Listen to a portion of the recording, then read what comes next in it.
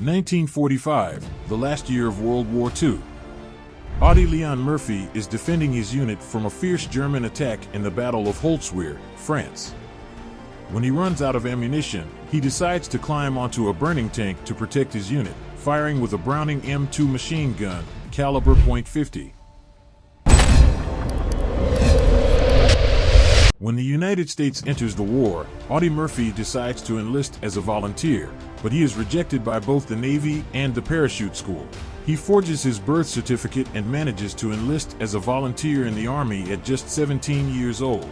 On January 26, 1945, in a bloody battle, Murphy's unit was attacked and decimated in Holzwihr, France. Of 128 soldiers, only 19 remain. Audie orders his men to retreat to the forest while he covers them by firing at the Germans until he runs out of ammunition. In a heroic action, he climbs onto a flaming tank loaded with explosives, takes the .50 caliber machine gun that still works and has ammunition. The Browning M2 machine gun, commonly known as the .50 caliber, is one of the most iconic and powerful weapons in the American arsenal and has had a significant performance in the military history of the 20th and 21st centuries. Development began in the 1910s with the legendary designer John Browning.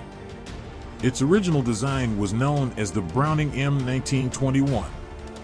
It fires with a projectile caliber of 0.50 inches or 12.7 millimeters, a weapon of immense power and penetration capability. With a firing rate that varies depending on the version, it usually ranges between 450 and 600 rounds per minute. It has an effective range of up to 1,800 meters and a maximum range of approximately 6,800 meters. Mounted on tripods, vehicles, aircraft, vessels, and for manual use, it was widely used in both world wars.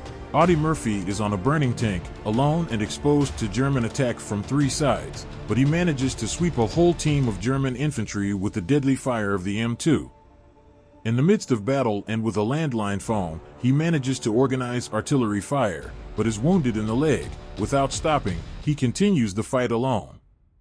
After an hour, communication lines are cut and ammunition runs out. He manages to return to his company, organizes the counterattack with the survivors, and in a unique feat, they defeat the Germans at Holzwihr.